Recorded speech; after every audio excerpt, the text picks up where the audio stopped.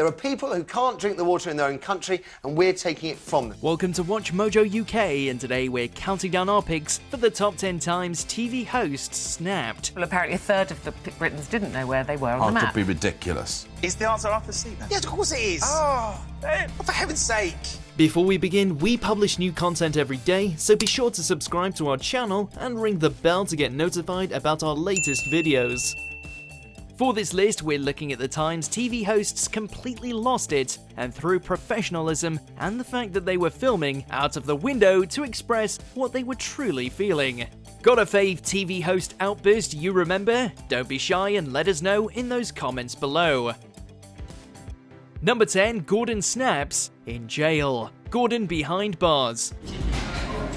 Chef, I need my knife. How about the word please? Gordon is known for losing his cool at all times, but sometimes you just have to know how to pick your battles.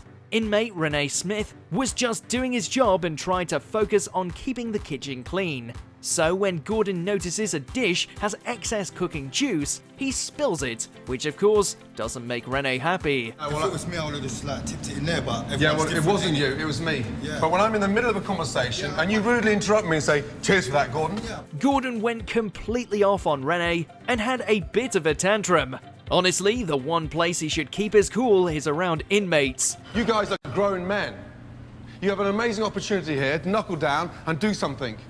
And if you don't want to do that, then go back to your cell. In return, Renee left the kitchen and went back to his cell. Let's be glad it didn't get violent. Number 9, Snowball fights. Good morning, Britain. If we talk about Gordon Ramsay's outbursts, you know we have to mention Piers Morgan, the other Brit who always seems to get himself in a heated debate. When I grew up, I played conkers, I had snowball fights, I got occasionally a bit wet and went to school in my wet clothes.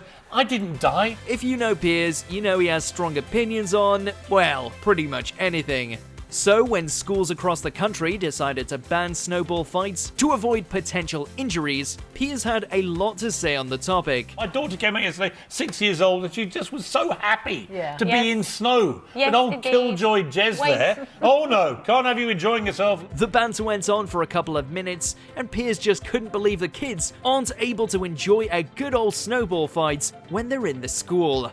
And as always, he didn't let anyone get a word in. Guys, it's You're the one making all the rules, Jez. We're arguing about snow. conkers. You're imprisoning these children from dangerous snow, but you're allowed to let them smash conkers each other's But faces. do you get the fit for school bit, right? Number 8, the water debate. Right stuff. If you drink tap water, Yeah. you're drinking a cocktail of chemicals used for purification. Right. You're also drinking the residues of other people's drugs. Back in 2008, Matthew from Right Stuff had a debate on bottled water and why it's so bad for you. They had Jilly from Cornwall calling in to say she indeed drinks bottled water, and Matthew and Jilly had a quite heated debate. Jilly, we're taking water from countries where they haven't got a water supply, a clean water supply for their own people. She was sure tap water comes with all sorts of chemicals and bad things, and that's why she drinks bottled. You are damaging your own health because every bottle of water you take, that bottle has been manufactured. The fumes are going up into the sky, the greenhouse gases, the carbon footprint's enormous. It is having an impact on all our health, or this whole greenhouse gas stuff is a lie and we can just forget about it. Matthew wasn't having any of it, and he actually ended the interview with a LOL line and made it very clear he's not there for this lady's nonsense. Sorry, I can't hear you, Matthew. Don't worry about it. It's probably the bottle of water makes you deaf, I've heard, Jilly. Thanks for the call. Let's have another. Number 7, parenting debate. Loose women. She's only 2, and little girls at that age, they want to do what their mummy's doing. Parenting. British TV just loves to have a good old parenting debate, and not everyone is always on the same page about the different styles of taking care of a child. Loose Women graced us with this throwback of Kerry Katona and Sherry Hewson not seeing eye to eye. Sherry immediately objected when Kerry said she let her 3-year-old daughter help with housework. Don't you realise what you're doing? Yes, I am giving my daughter a chance to understand, to look after herself. Of course, it immediately turned into a heated argument.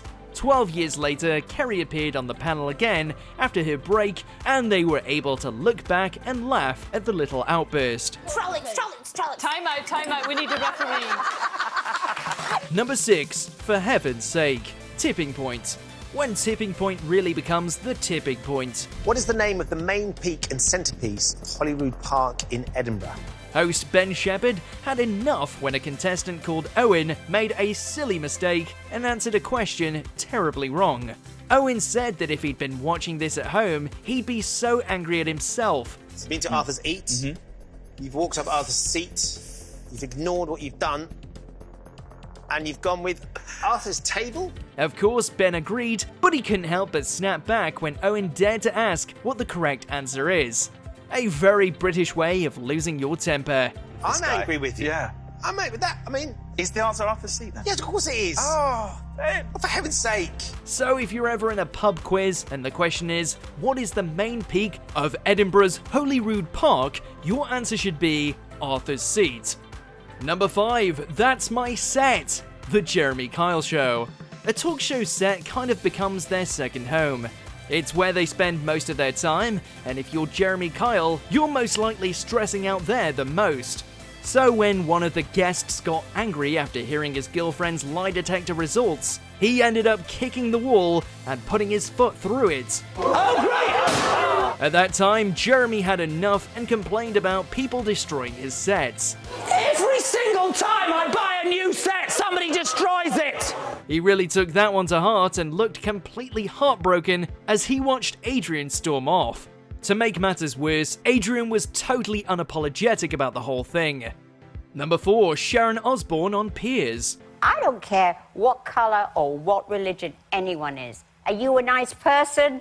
That's what I judge you on. Piers Morgan stormed off his set after he was criticised for the way he talks about Meghan Markle. After he was ridiculed by the whole world, his friend Sharon Osbourne came to his defence. I don't follow Piers Morgan's career. No, I don't follow the royal palace. Excuse me, neither do I. As I've said, he's not my husband, he's not my lover. She went off on her co-host Cheryl Underwood on The Talk, and she just couldn't understand what makes Piers prejudice.